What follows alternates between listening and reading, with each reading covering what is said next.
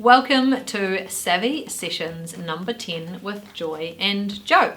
This video is going to take you through the types of virtual assistants and the pros and cons for each. Now, there are many types of virtual assistants. You've got local ones and you've got overseas ones.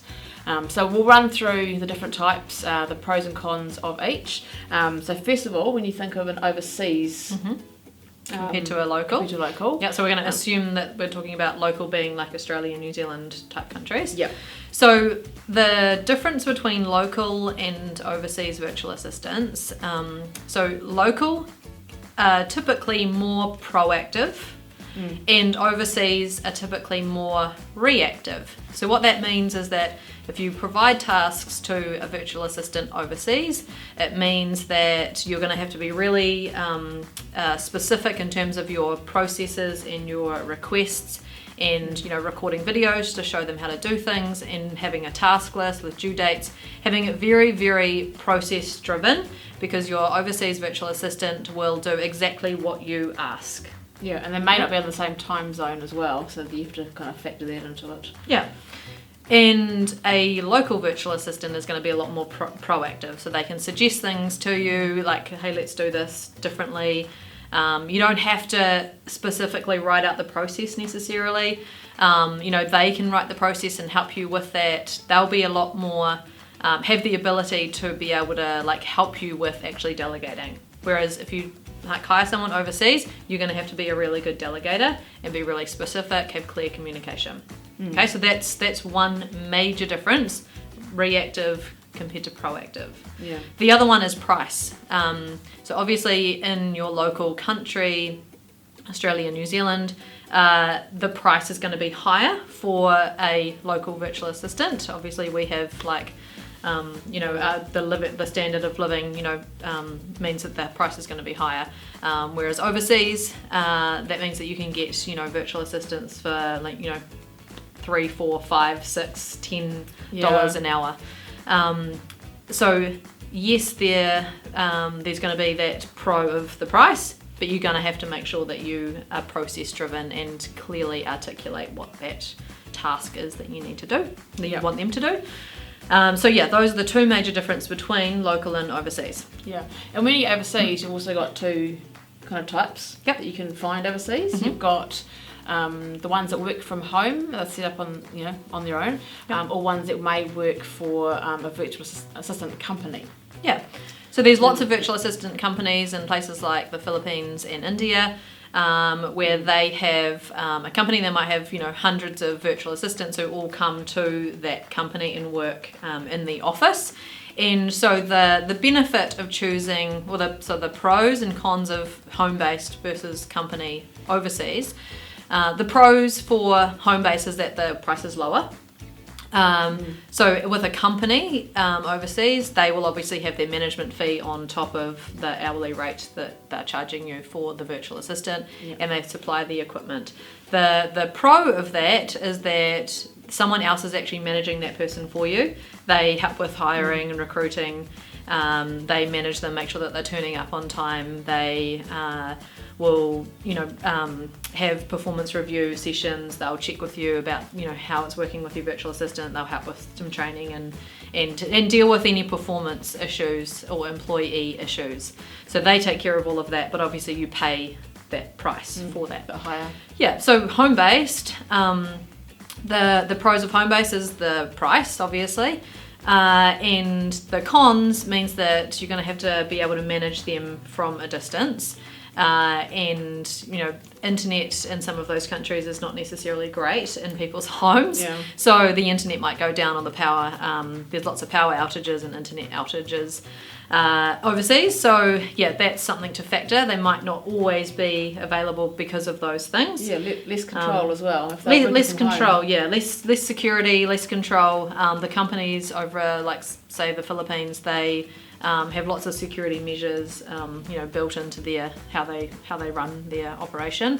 But home-based, you're going to have to really find someone who you can trust and have the security, things in place from your end clearly using LastPass to make sure that you have control over the passwords that you provide to them, etc.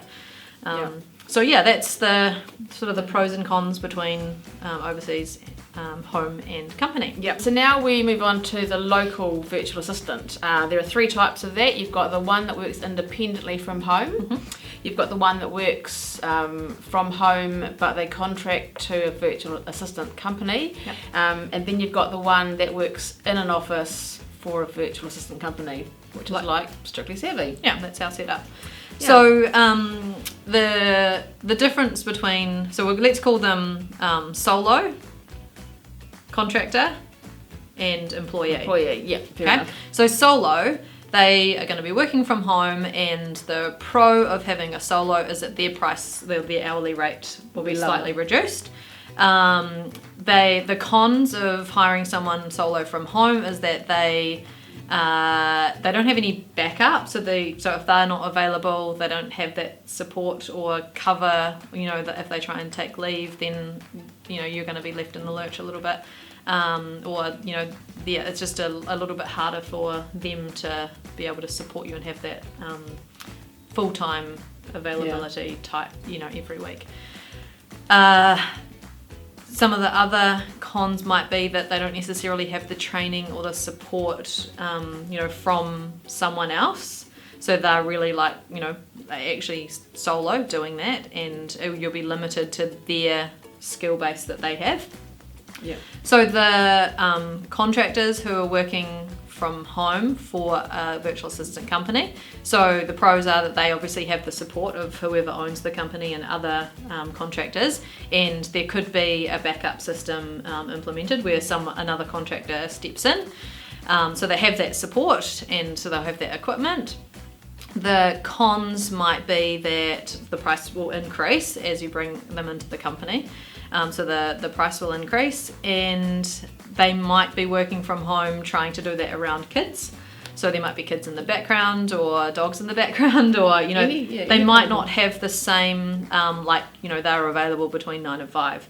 They'll need to have flexibility, and they might be out doing other things and not always there sitting ready to do tasks. So they might not be able to answer the phone for you and things like that.